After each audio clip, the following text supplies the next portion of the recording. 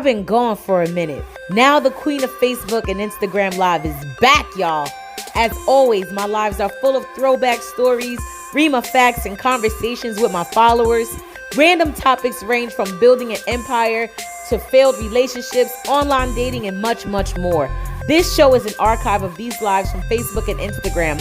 Welcome to the world of Radio Rema. So it said, what made you a madam? So would y'all like to hear about that? How I became a madam.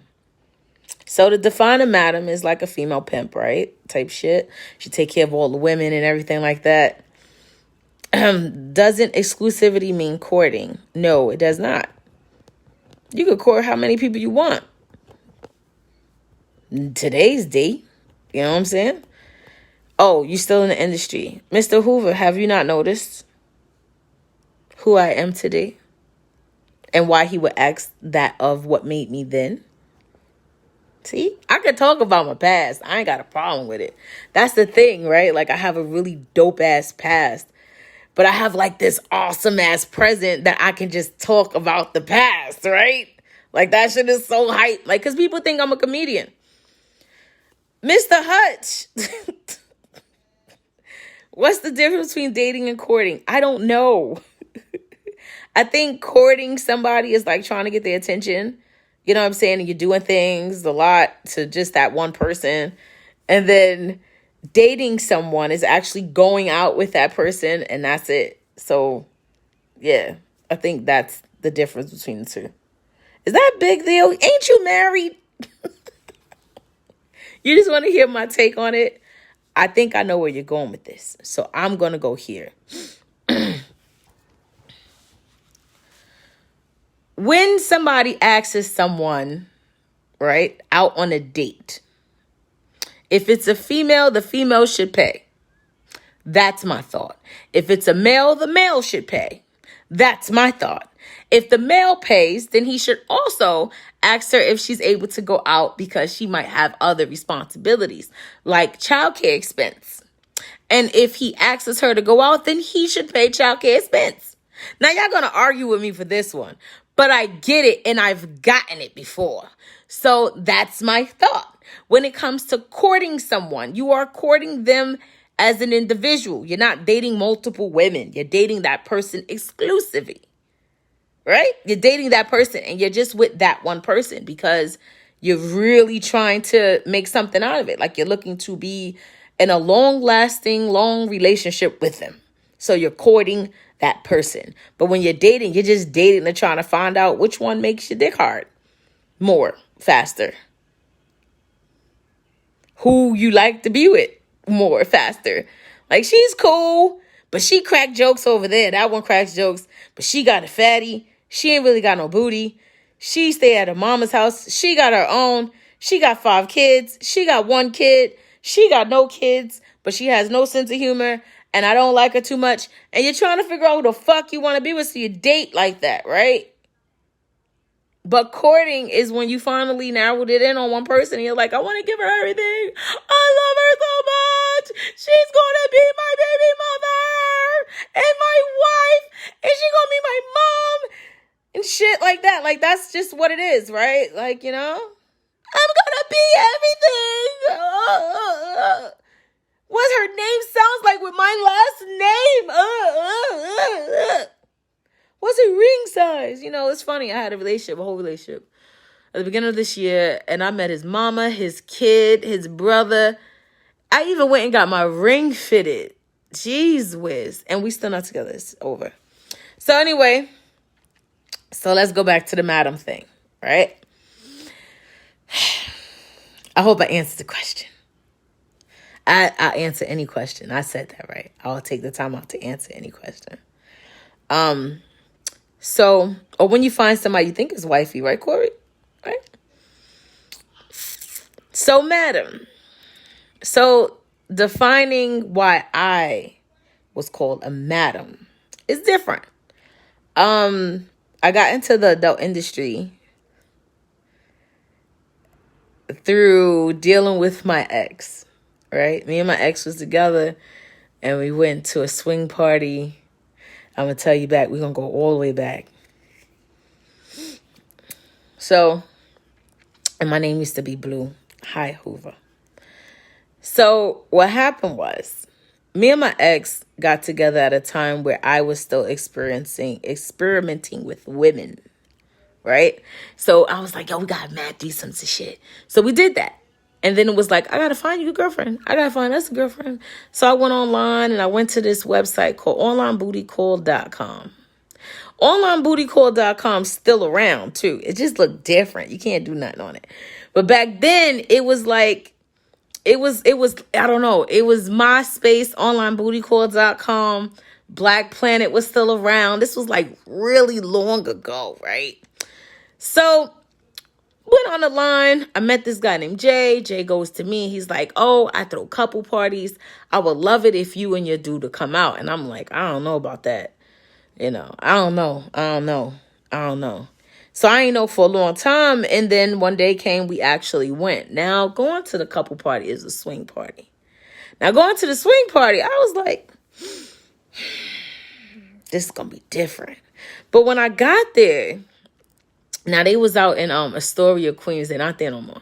And it was a house, and it had a red light on it. I will never forget, because it was like, follow this light. And all the way there, me and him is talking. We both got bubble guts. We don't know what the fuck is going on. So as we walking, we fighting and shit, just fucking up shit all the way there. So when we get there and shit, there's a door. It swings open. Somebody standing there. How you doing? What's your name? And here, how much you gonna pay or whatever, right? So we paid and shit. And when we paid, the door from the first door closed and the second door opened, and we went in. And the first thing I seen was this big, black, heavy-set woman drop to her knees and give a blowjob. I said, this is where we need to be. And as the night progressed, we had a fucking ball. And then I was actually recruited that night. And I was given a card. And the card said, the guy said, well, if you could do this, if you could have sexual intercourse in front of all these people, then you should be able to do this in front of a camera. And I was like, oh my God, what should we do? So I talked it over with him for a little bit. It took him a while. And I was like, well, if we do it, you could probably meet Pinky. Because he had a big thing for Pinky. But at the time, I think everybody had a thing for Pinky. We talking like back in 2007 and shit, right? So I ended up doing it. And when I went to do it, I said, I got to have a name. Now, Trixie came around because I always thought about like what this character would look like. And Trixie had really big hair. It didn't matter what color. Big hair, and she wore corsets because she was an old school madam. Like, I liked the idea of the corset and the flare at the bottom. It just was sexy, right? So the idea I've had always of Trixie, I didn't get to actually live it until way after I retired Trixie. So when I got to get a little older and find the corset companies, that's when I was rocking it. But what made me a madam was because I came into the game a little different. I didn't come in the game at the bottom. I came in the game at the top. There was an interview that happened.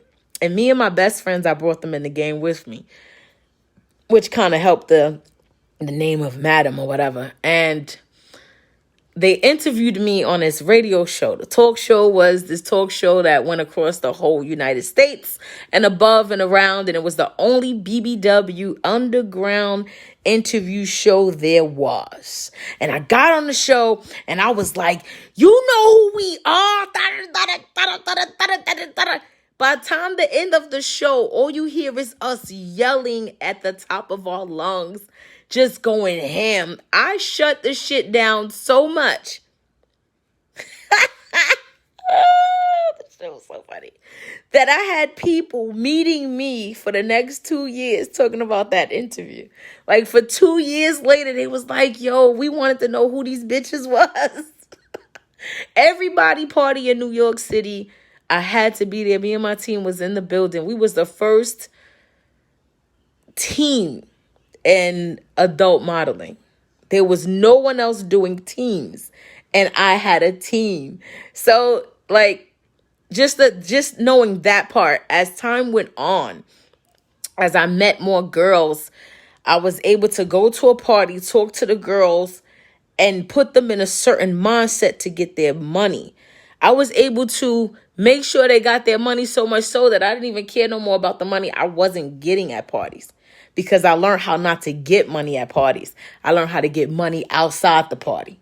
So party money is a couple of dollars here there. Nigga, you keep that. I'll see you tomorrow at breakfast. And I would like date like everybody. Just let's go to breakfast. Let's go get something to eat. You know? And we'll go out. And then in the midst of us going out, the money would just start flowing out their hand. I don't even know how. Just, some kind of conversations. So I answered that question, Ish. Do you have any more questions, guys? If y'all still here with me, are you still here with me? I've been talking for like 40 minutes. Are we still in the building? Like, do I need to talk about something else? Like, y'all want to hear something else? I'll let y'all ask me any question. Great, let's see you. Catch up with you later. Later, touch. Anything else you want to know? Anything else? There's a whole world of Rema out there. Is there anything else? It's all late night. I ain't got no lashes. I ain't done my eyebrows. I'm coming to you so natural right now. It is not funny. Do you see this?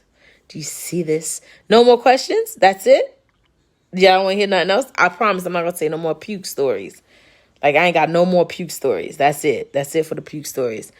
Earlier today, I had wrote, I guess I'll start with this if y'all ain't got no questions. Earlier today, I had wrote, it says, what made you step away from studio management? Oh, I got fired on my day off. Did I do public humiliation? No, but I almost got paid to do it. I would have did just about anything at the time. So I'm going to go back to the first question. What made you step away from studio management? So when I did, oh shit, I thought I was charging this whole time. Hold on. Oh no. Hold on.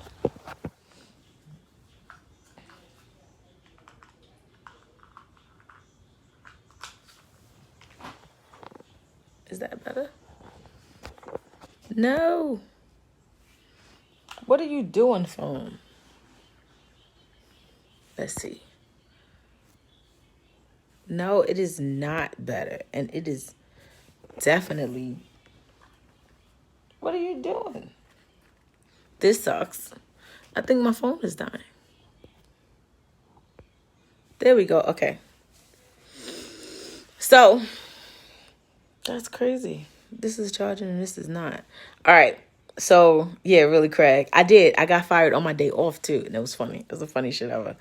But, so with radio station stuff, for everybody that know, I had started in the internet radio business back in 2010. Now, in 2009, after 2008 and 2009 being the party girl, the go-to girl of New York, I got pregnant. So I had my son in 2010. And after having him, I was like, you know what? I'm going to get back in the industry. I got a little bit of, I felt like I was jiggly and stuff. I lost a lot of pounds. I was like, oh, girl, we're going to get this going. I took some pictures and then I got introduced back into the internet radio world, right? Thank you. It's not a problem. I'll talk about all of it. Like I said, I'm not afraid and I'm not ashamed of myself the way I was at a point in my life. At this point in my life, it's like, nigga, that's why you are who you are. You know what I'm saying? Like, I couldn't have made it this far if I didn't have the skill set that she had. I couldn't make it this far if she didn't know how to go in and get the money and come out. I couldn't make it this far. I probably would have been caught up somewhere. You know what I'm saying? So I'm very thankful of the past that I had and the smarts that I had to get in and out. So as far as the station goes, the year that I learned how to run the radio station was in 2015. And I said to Slims the Bang, it's like, yo, dude, not for nothing. I don't want to be a part of your show. I want to learn this. So he threw me in the back. I said, I'm going to be there every day. For 5 days out the week, for a whole summer, I went to the station and I just learned the boards. You know what I'm saying? I learned the boards, learned everything, learned how to DJ, learned how to do the audio, learned everything. And I didn't learn it from a book. I learned it because he threw me on, like, now you do it. And I'm like, I fucked up everybody's show for like almost 2 weeks. Sometime in August, me and him, I think we got into it slightly. And I'm just the kind of girl everybody want to throw shit at. Just, here, take this, take this. He said, you want your own show? You want your own show? You're going to have to engineer your own show too. I was like, I don't want to engineer. He said, you're going to have to. So he made me engineer my own show. So imagine being on and having to DJ your own show. It was just too much. It was like those that have to work at DTF, how you have to do everything yourself. I had to. And no matter how much I would try to rely on him, he wouldn't let me. So whatever. So I learned how to DJ. I learned the station. I learned everything. That August to September, I had got my own show, which was The Big Squeeze. And then I started doing that show with Lola Lapone. For those that knows who she is, she's very busty and she's very light like me. And she's, it was weird because every post for promo, she would find a picture of me that looked just like her. She's my doppelganger. You know what I'm saying? We like, man, cool. May, I see you. So as time went on, I did the show and I ran the radio station. And everything was good from September, October. Damn, really threw you into the pool, told you to swim. Yeah, it was over. From September, October, and then November hit. In November, of 2015, I had lost my son. So things just wasn't the same for me. And radio was something that was like a part of my every movement for almost, at that point, I think 3 to 4 years. So all I knew was radio. And I was in school. I was in the middle of a semester. I had a lot weighing on me. So I went to try to get back to work in December. And I couldn't just get it together. So I didn't start going back until January. And when I went back in January, I told him, I said, I need to check. I can't do this for free or for fun. Now, mind you, it was all cool and dandy when I was making $1,200 a week by being an escort. Because I was escorting at the time before my son passed. And then it was like, you went from that to nothing. I went to making not $1. It was like, damn, son, like, everything just dropped. So I was like, I can't. I went back in January. I got a check. I worked with him from January 2016 to and I quit like twice in the midst of it. It was weird. And I worked all the way to like 2017 October. And I remember this day like it was nothing. For like a whole month, I was getting all kind of signs to leave. And it was like a lot of signs like, this is not what you want to do. And I'm clicking away at this mouse and just clicking this mouse and clicking this mouse. And I'm listening to people come on and be interviewed. And they're like, oh, I quit and dropped everything. And I left and I came to New York and I did this and I did that. And I was like, this should be me. Like, this should really be me. Hey, turn it down. So I'm like, this should be me. I need to leave. I need to leave. I need to leave. So what I did was, as time went on, things were just happening. I would come up late. I wasn't really caring as much as I was caring before. I just knew something else was out there for me, right? So one day came, I was asked to come to the station, and it was a Sunday, and I don't work Sundays. And he had a showcase that day, and he needed me there at 6:00. And I had a friend of mine, Tawana. She actually drove me from my house uptown all the way to the station, which the station was, I think, on like 38. Was it? We on 40? We was on 40. We was downtown. We was in Maiden Lane at the time. So I was like, yo, take me down to the station or whatever. So she takes me all the way to the station. But by the time I'm supposed to be at the station, I'm only on 42nd Street. I live all the way in the hundreds. So I texted him. I was like, look, I don't know what it is that stopped me from really doing what I need to do for you. I'm on my way, but I don't know. He said, come to the station, do what you need to do today, and I'll take care of the rest. I was like, this nigga just fired me on a text message on my day off. So I walked in. We said our goodbyes. It was the most weirdest shit. And I laughed and smiled the whole time. And I left. In January, now mind you, that was like October. And I took a long ride home too. And it was something in that ride that was like, yo, you gonna be all right, kid. Like, don't worry about it, kid. You're gonna be all right. So I just kind of laughed and cried because I spent a lot of time there. That was my shit. Like, I loved being there. but I didn't love what I did anymore. Like, I felt like I don't need to be behind the scenes. I need to be in front of them. I just didn't know how.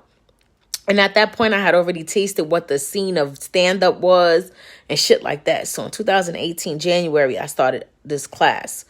And I went to the Bronx so I could meet new people because my school was in Harlem, but we had like different branches and shit. So I did one of my classes in the Bronx. So in the class, I'm sitting there and I sat in the back. I got all this yellow on. And if you're still in the building and you still here watching, just let me get some likes because it's only a few of y'all. And I want to know who's here. If y'all don't mind, right? Because I know you're listening. So I go to the Bronx to go to the class and I'm in the class. I'm like, yo, see, Junior, I knew you was leaving. I go to the class and I'm like, yo, what's good? You know, and I tell the class teacher, like, yeah, you know, I ran radio stations. I did this, I did that. And I start giving myself all these props and accolades and all this stuff, right? And Lilliam, I see you. I think that was Armando. I see you, darling. So, and I see you, Ish. So, as I'm talking, this guy named Kev Bracey, never forget him. He comes up to me and he's like, hey. I said, yeah. He said, I might got some people that could use your help over at FUBU Radio. So I was like, what? A FUBU? Like, for you, by us, nigga? You serious? So he's like, yeah. And I went and I met Keith Perrin. And on that day, I put my resume, my bio, I think I had like a small printable press kit. I put all that on the table. And I never even turned it around. And I looked him in his face and I said, what do you need? Sometimes you can't be saying what you know how to do because people want to take everything that you know how to do and make you do everything you say you know how to do. So I don't put everything up here that I know how to do, like resumes, bios, weekly notes, organizing skills. I'm a boss bitch, so I do boss bitch shit, you know. So I asked him, I said, what do you need? He told me what he needed. Within 2 weeks, again, what he needed. And then after 6 months of working with them on a advisory basis, it was my time to go. So that's why I don't do radio anymore. Then when I discovered this live feed, because I do live a lot. When I discovered that, I felt like I didn't need to pay nobody at a radio station to engineer shit, especially since I know how to do my volume myself. I know how to talk. Shit, I know how to do my lighting. I'm doing my lighting with an old cell phone. I know how to do my own thing. You know what I'm saying? I take the same footage and I can record the footage and put it up on TV. And I don't need nobody help for that. You know what I'm saying? I know how to produce shit, you name it. And I don't need nobody to promote my shit. I already got a following. I got 3,000 followers. I got 3,000 subscribers on one YouTube channel. I got 13,300 followers on Instagram. And I have about 3,000 friends on here that majority of everybody, if I tag them and shit, would support it. So I don't really need nobody for shit. I just gotta be dope. You know what I'm saying? So comedy was like, what's up? What's up? So, which is funny. The first time I ever did stand up, I'll tell you about that. That shit was funny to me. I was with Lola. I had another Lola in my life, right? Mrs. Lola. So I was with Lola and we went out to Philly. I took her to Philly with me. Somebody asked me to come out and be a judge for, I think it was for Air It Out. I think Air It Out Radio or whatever in Philly. And I went out there, whatever, to be a judge, right? And I was cracking jokes about titties and shit. And the jokes were so funny. And I had just connected with Smokey Suarez, like maybe like 2 weeks before that. So I hit Smokey like, yo, I got some jokes. I want to get up on the stage. He said, Rema, you sure? I said, yeah, I want to try it. So one day came 2 weeks later after I left Philly. I went over to Mocha's Lounge. And Smokey was, you know, hosting or whatever. And I guess the person didn't come that was supposed to come. And he was like, Rema, you got something for us. And I was like, give me the mic. So he gives me the mic. And I was like, how many people tired of having titties? I didn't know nothing. I ain't know nothing about no fucking stand up, my nigga. But I swear, that's the last time I made everybody laugh at Mocha's. I walked in, was like, yeah, you know, what about this? What about that? And I ended up grabbing This lady, I was like, yeah, if you got big titties and shit, you know, you feel like this or whatever. The lady was like, is my titties big? Now, mind you, I just told you about my past, right? So I just reached down and grabbed the titty. I'm used to grabbing ass and titties anyway. So I grabbed the titty and I was like, no, it's all right. This ain't big though. That's my highlight of my whole comedy career. Is the first time I did stand up, I grabbed somebody's titty. That shit was funny as fuck. So, you know, that's the first time I did comedy, and I just kept doing it. Like, comedy was just what to do. And because I tell really awesome stories, everybody want me to tell a story. So I like, what do you want to hear? What story you would like to hear? So I'll take some more requests before I get off live. I've been talking for an hour. And I do this, you know what I'm saying? And nobody get bored of listening to me because I be saying some shit. I didn't really have much to say. I think I had put a post of what I wanted to talk about on here. Let me see if I can find it. I think I wanted to talk about why did I want to cuddle with an impotent man, right? Like that was a question. I said that shit earlier. I was like, I'll cuddle with somebody that's impotent. I used to tell people like, you know, not for nothing, I would prefer someone that that their penis didn't work to just lay next to for a little while. Good night, darling. I'm just saying, I would prefer that.